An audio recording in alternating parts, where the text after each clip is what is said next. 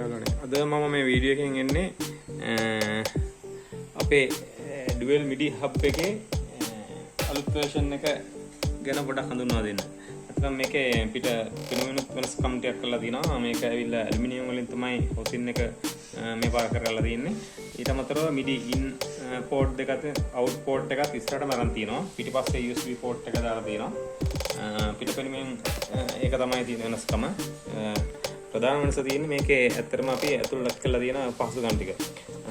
කෙටියෙන් කිව්වොත් අපි ඉස්සෙල්ලා version එකේ අපිට හැකියාවක් තිබුණේ නැහැ 20 pad දෙක S එකට මිඩි කරලා play කරනකොට එක pad එක play කරන ගමන් අනිත් pad එකේ පැස් මාරු කරගන්න ඒකේ මුකුත් කරන්න අපිට අවස්ථාවක් තිබ්බේ නැහැ. මොකද එතකොට අනිත් pad එකේ අපි කරන කාර්යයට අදාළවත් S එක වැඩ කරන නිසා.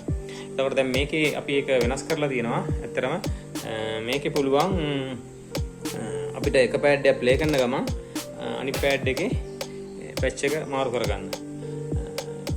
එතකොට අපි බලමු ඒක කොහොමද වෙන්නේ කියලා. මම දැන් මේ pad දෙක මේ අපේ unit එකට MIDI hub එකට connect කරලා තියෙනවා. මේක දකුණු පැත්තේ pad එක, මේ වම් පැත්තේ pad එක, මේක මේ S එකේ out එක. මේක power දෙන්න මම දැනට මේක USB connect කරලා තියෙනවා. එතකොට මම මේ patch දෙකක් හදාන් තියනවා දැනට මේකේ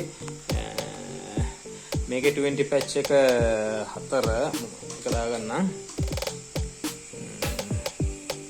4ට තමයි මම මේකේ දාලා තියෙන්නේ.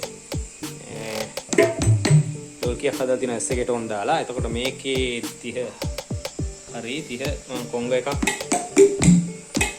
මේ මම දැන් මේ ප්ලේ කරන ටෝන් ඔක්කොම මේ S එකෙන් තමයි දාලා තියෙන්නේ. ඩෝල්කියෙත්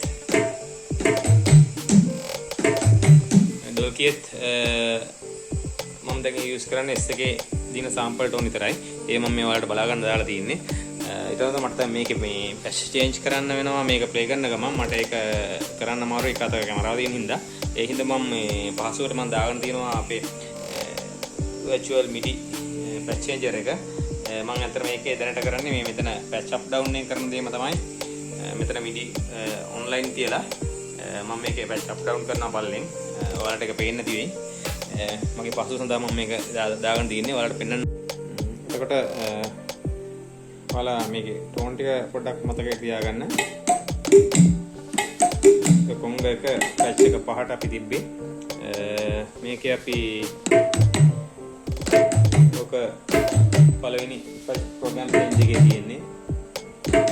දැන් එතකොට අපිට පුළුවන් දැන් මේකේ අපි ප්ලේ කරන ගමන් අනිත් එකේ පැච් එක මාරු කරනවා. ඔයාලට පිටින් බලන්න. දැන් මේකේ 4 තියෙන්නේ.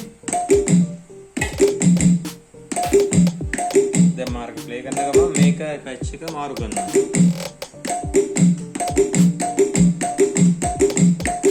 ඔය වගේ මාරු කරලා අපිට කිසි ප්‍රශ්නයක් නැතුව අර පැච් එක ප්ලේ කරන්න පුළුවන්. ඒක තමයි අපේ මේකේ තියෙන අලුත්ම පහසුකම. ඊට අමතරව තව දෙයක් තියෙනවා. අපිට දැන් අපි හිතමු මේකේ දාලා තියෙන මේක සාම්පල් එකක් කියලා සාම්පල් මේ ලූප් එකක් කියලා රෝලින්. එහෙම වුණොත් අපිට පුළුවන් දැන් මේකේ මේ pad එකේ patch එක ගහන ගමන් මේකේ රෝලින් එකක් දාන්නා වගේ එකම S එක මිඩි කරලා තියෙන්නේ. එතකොට එකේම තියෙන ටෝන් තමයි යූස් වෙන්නේ. patch එක කොහෙද කියන එක දාලා නැහැ. S pad එක අස්සේ කොහෙද තියෙන ටෝන් එක patch එක ප්ලේ වෙන්නේ. දැන් මෙහෙම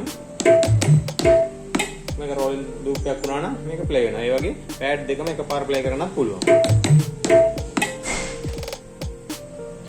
එතකොට මේ අපේ dual MIDI patch changer එකේ තමයි ඉන්න dual මේ MIDI hub එකේ විස්තර අලුත් version එකේ ඔයාලට පැහැදිලි නැති කියලා හිතනවා. අපැහැදිලිකමක් තිබුණොත් මගේ පහළ දුරකථන අංක දාලා තියෙනවා. ඒවට කතා කරලා විස්තර අහගන්න.